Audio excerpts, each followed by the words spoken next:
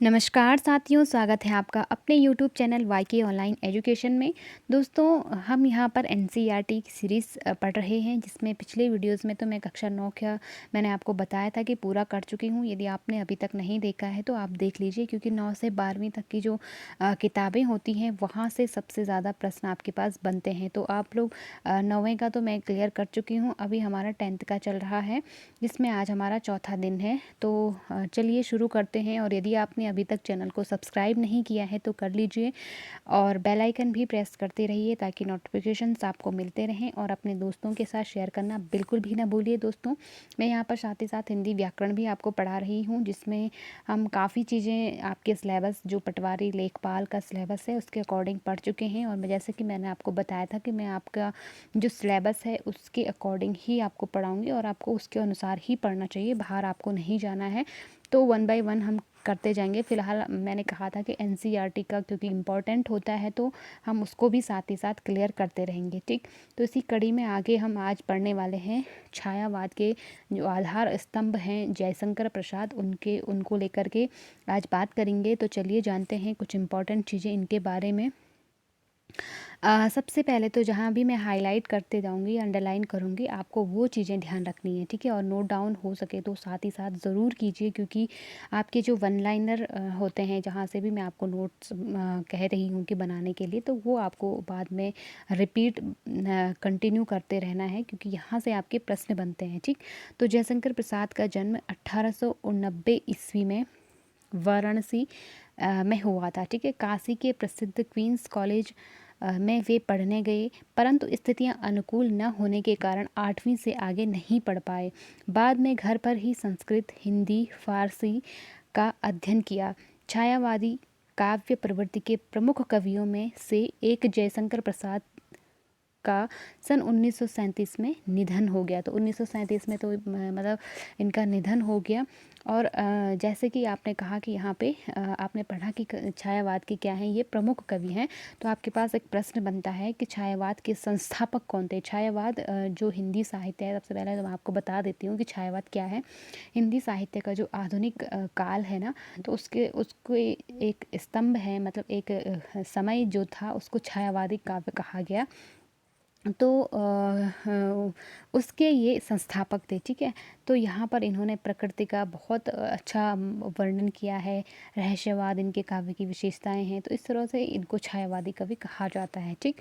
इनकी प्रमुख काव्य कृतियाँ हैं, और सबसे बड़ी बात है कि इन्होंने आधुनिकता के बेस पर अपनी कविताएं लिखी हैं, ठीक है। लकीर के फ़कीर नहीं बने ये। उन्होंने पुरानी जो प्रथाएं थी काव्य लेखन की, उनको तोड़ करके एक नई प्रथा यहाँ पे शुरू की, तो इसलिए इनको छायावादी कवि कहा जाता है, ठीक। चित्राधार, कानन कुसुम, इनकी जो काव्य कृतियाँ हैं वो आपको आपको बिल्कुल, मतलब जो आपके सिलेबस में रखी हुई है यहाँ पे, ये आपको कंठस्थ करनी है, क्योंकि यहाँ से आपके प्रश्न बनते हैं, ठीक। तो देखिए, चित्राधार हो गया, काव्य कृतियाँ, ठीक है। कानन कुसुम है, झरना है, आंसू, लहर और कामायनी। आधुनिक हिंदी की श्रेष्ठतम काव्य कृति मानी जाने वाली कामायनी पर इन्हें मंगला प्रसाद पारितोषिक दिया गया। वे कवि के साथ साथ सफल गद्यकार भी थे। अजातशत्रु, चंद्रगुप्त, स्कंदगुप्त और ध्रुव स्वामी उनके नाटक हैं। तो आपको ये भी ध्यान रखना है कि नाटक कौन से हैं और कविताएं कौन सी हैं, ठीक है। कभी कभी आपको कंफ्यूज करने के लिए आपके पास ऐसी रचनाएं दे देगा, 3 तो कविताएं दे दी और एक दे दिया उनका नाटक, और पूछ लिया कि इसमें से इनका नाटक कौन सा है। तो आपको ये भी ध्यान रखना है कि नाटक कौन सा है और कविताएं कौन सी हैं, ठीक है। ओके, इसके बाद देखो, कंकाल, तितली और इरावती, बहुत ही फेमस इनके 3 उपन्यास हैं, ठीक है। ये 3 क्या हैं, उपन्यास हैं। आकाशदीप, आंधी और इंद्रजाल इनके कहानी संग्रह है। आकाशदीप, आंधी और इंद्रजाल। तो आपको ये कहानी की एक मैट्रिक आपको बता देती हूँ, कैसे याद रखोगे। देखो, आकाशद्वीप ये आकाश से संबंधित है, आंधी भी ये आंधी तूफान, ऊपर हवा जो होती है ना, तो ऊपर ही ऊपर चलती है। तो और इंद्रजाल, तो इंद्रदेव भी कहाँ रहते हैं, आसमान यानी कि स्वर्गलोक में ही रहते। तो आपको इस तरह से भी याद कर सकते हैं आप कहानियों को, ठीक है। एक ही जैसा थोड़ा सा इनमें भाव नज़र आ रहा है, तो इस हिसाब से आप याद रख सकते हो, ठीक है। ओके, इसके बाद देखिए, प्रसाद का साहित्य जीवन की कोमलता माधुर्य शक्ति और ओज का साहित्य माना जाता है। छायावादी कविता की अतिशय काल्पनिकता, सौंदर्य का सूक्ष्म चित्रण, प्रकृति प्रेम, देश प्रेम और शैली की लाक्षणिकता उनकी कविता की प्रमुख विशेषताएं हैं। तो थोड़ी आप इनकी विशेषताओं को भी ध्यान रखिए कि इनके काव्य की किस प्रकार की विशेषताएं रही हैं, ठीक है। इतिहास और दर्शन में इनकी गहरी रुचि थी, जो उनके साहित्य में स्पष्ट दिखाई देती है। तो ये थे जयशंकर प्रसाद। और अभी जो आपके पास रखा गया है सिलेबस 10th के सिलेबस में, तो यहाँ पर इनका देखते हैं कौन सी इनकी कविता है। प्रेमचंद के संपादन में हंस पत्रिका, यहाँ पे एक चीज़ आपको नोट डाउन करनी है, यहाँ से अक्सर प्रश्न बनते हैं कि हंस पत्रिका के संपादन किसने किया था? प्रेमचंद ने किया था। मुंशी प्रेमचंद जी का एक आत्मकथा विशेषांक निकलना तय हुआ था। मतलब प्रेमचंद ने डिसाइड किया था कि हम कवि जो उस समय के फेमस कवि थे, उनकी आत्मकथाएं हम अपनी पत्रिका में, हंस पत्रिका में प्रकाशित करवाएंगे, ठीक। प्रसाद जी के मित्रों ने आग्रह किया कि वे भी आत्मकथा लिखें। प्रसाद जी इससे सहमत न थे। इसी असहमति के तर्क से पैदा हुई कविता है आत्मकथ्य। यानी कि वो कहना ये चाह रहे थे कि मैं मतलब आत्मकथा अक्सर वही लोग लिखते हैं जिन्होंने अपने जीवन में कुछ हट के किया हो, ठीक। तो प्रसाद जी का जीवन बहुत ही मतलब विकट रहा है, उन्होंने बहुत दुख अपने जीवन में झेले। तो उनको ऐसा लगता था कि मेरा मतलब जीवन में कोई ऐसी बड़ी भूमिका नहीं रही, या मैंने कोई ऐसी बड़ी अचीवमेंट नहीं किया है जिससे कि मुझे अपनी आत्मकथा लिखनी चाहिए।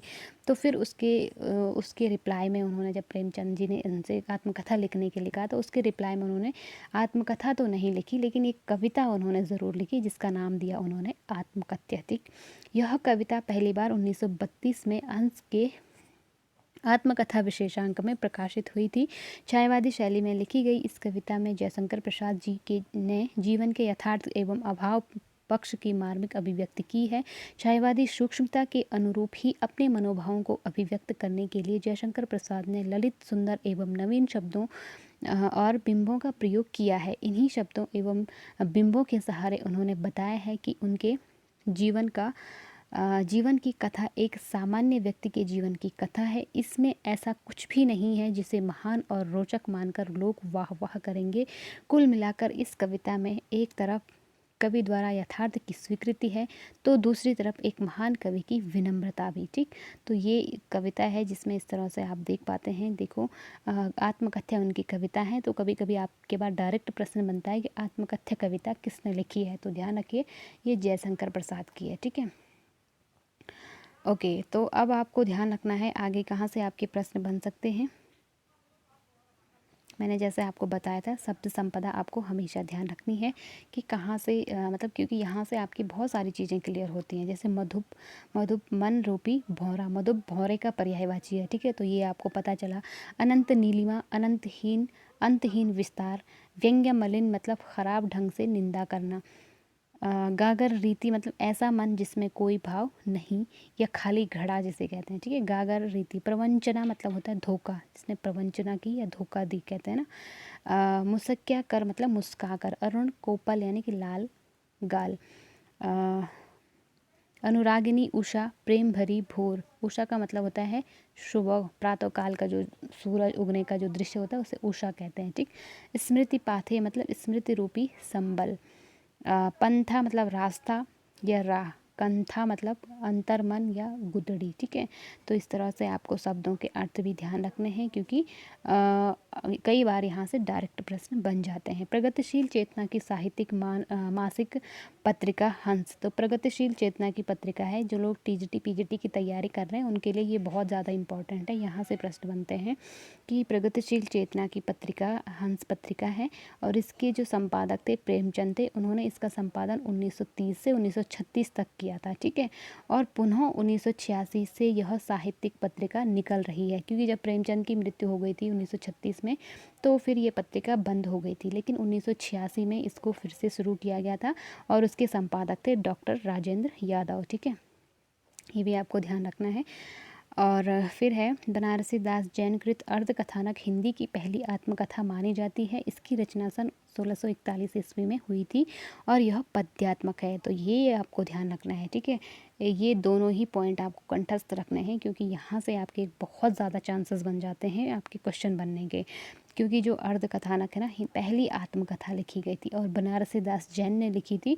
और ये किसमें थी? पद्य में थी, मतलब गद्य उस समय क्योंकि गद्य ज़्यादा लिखे जाते थे, तो ये सॉरी पद्य ज़्यादा लिखे जाते थे, तो ये पद्यात्मक है, ठीक है, गद्य में नहीं है, पद्य में है, यानी कि कविता के रूप में है। और 1641 में, देखो इतने पहले लिखी गई थी आत्मकथा। तो चलो ये तो खैर इतना इम्पोर्टेंट नहीं है। कवि बच्चन की कुछ पंक्तियाँ हैं यहाँ पे जो उन्होंने अपनी आत्मकथा के रूप में लिखी थी। तो दोस्तों ये था आज का अपडेट, आज का वीडियो।